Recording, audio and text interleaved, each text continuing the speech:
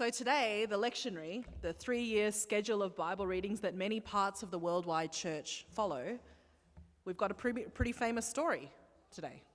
Even for those who have never read the Gospels or who are never part of the church, the phrase walking on water, they walk on water, has become this cultural euphemism for a person who seems to be able to accomplish the impossible. And yet in Matthew's text, Jesus is not the only one to walk on water. So as you heard, or as you might read, Matthew writes, Peter answered, "Lord, if it is you, command me to come to you on the water." He said, "Come." And so Peter got out of the boat, started walking on the water, and came towards Jesus. Little story. My very first ministry placement was with a predominantly elderly congregation. And at a visit with an elderly and unwell member at a hospital, I encountered Peter's story distinct from Jesus' story for the very first time when it comes to this story. As we talked about his own experience with a terminal illness, he assured me he knew he was going to be okay because he had his eyes fixed on Jesus. This is what he said. You see, that was the problem with Peter.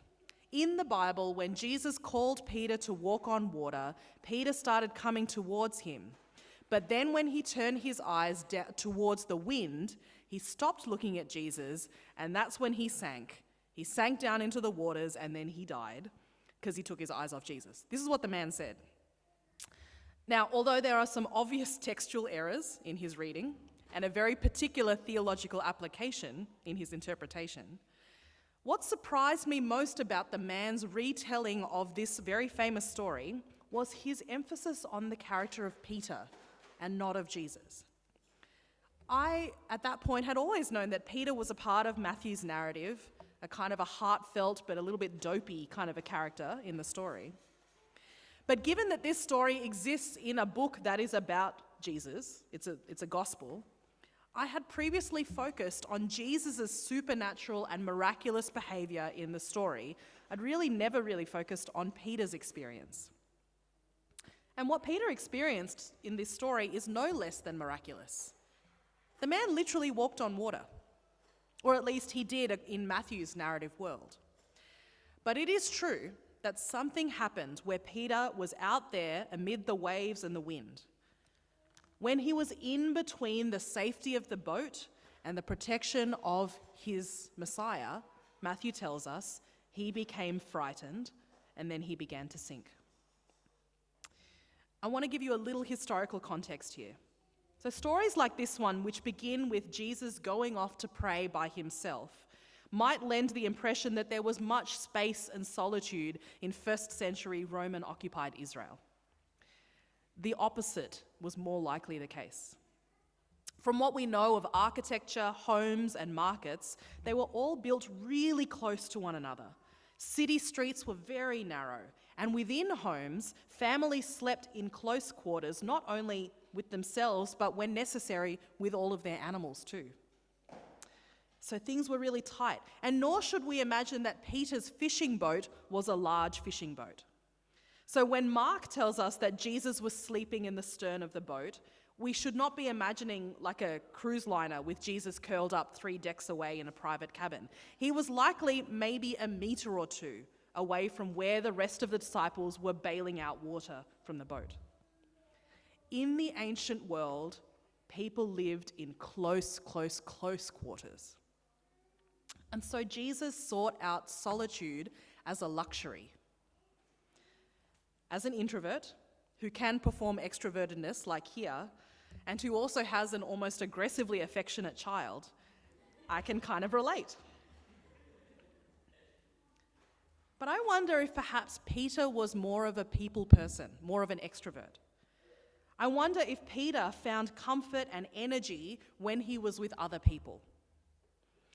And so I wonder if between the crowded comfort of the others in the fishing boat and the steady embrace of his Messiah coming towards him on the sea, Peter suddenly realized not just that he was walking on water, but that he was doing it alone. That he was away from the others, that he was at that point in serious solitude. Peter was no longer in the security of the boat, and he was not yet in the security of the embrace of Jesus. He was in the water, on the water, connected to neither of them. This was a moment where Peter was unusually alone, and it scared him. And that's what I want us to think about today. Because I think that Peter's experience of in-betweenness can speak to us in our context today. He, like we, stands in the in-between, between two really different kinds of security, two different definitions of what is normal and comfortable, and in that in-between, Peter wavers. Here's a prime example.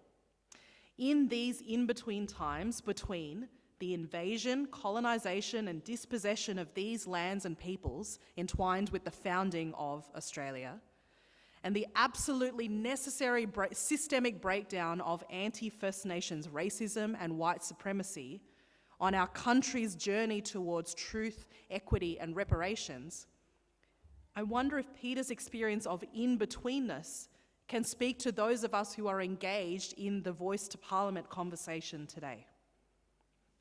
Because he, as we, stands between two faulty human securities and the world as it could be. Because after all, how secure is a small fishing boat in the midst of 1,000 leagues of sea? And he wavers in that in-betweenness. Another example that comes to mind, living in our time of post but not really post-pandemic life. As the dual waves of racism and COVID wreck against the hulls of our collective ships, and the walls that support us feel increasingly insufficient, maybe even flawed. Maybe we, like Peter, may know and trust the call of our God to carry forward in God's path, and yet we too waver. I know I do. But hear again the words from Matthew. Peter answered, "Lord, if it is you, command me to come to you on the water." He said, "Come." And so Peter got out of the boat. He started walking on the water, and he came towards Jesus. But when he noticed the strong wind, he became frightened, and he began to sink. And he cried out, "Lord, save me." And immediately Jesus reached out his hand and caught him. Obviously, the promise in the text is that Jesus did not allow Peter to sink. But look even more closely at the grammar of the words that we heard this morning in the English. So it says, Peter started walking and he began to sink. And although the qualification of the act of walking is not grammatically present in the original Greek, when we read it, it catches the nuance of Peter's experience than in the story. So while he had begun the work of leaving the security of his boat, it quickly became apparent that he had a lot more internal work to do. But lest we become discouraged, and like my elderly dying church member those years ago, believe that if we lose sight of the goal even for a moment, we're doomed, the original Greek is much more explicit about the second verb. So, Peter did not fully sink and die. He began to sink, and then immediately Jesus reached out and saved him. Come back to the first example. So we in Australia are reckoning with history, and we are looking to a better and more just future. And that requires all of us to address our own privilege and biases and the powers and systems that privilege us over First Nations other people. It's hard work. And I know that I have and continue to lose my footing and begin to sink over and over again on my own journey as a citizen of this country. And then for the second example, as a global citizen, and more immediately as a minister and as a spouse and as a mother, I am in the midst of working out how to responsibly live in the midst and aftermath of a global health crisis. And here too, I continually lose my footing.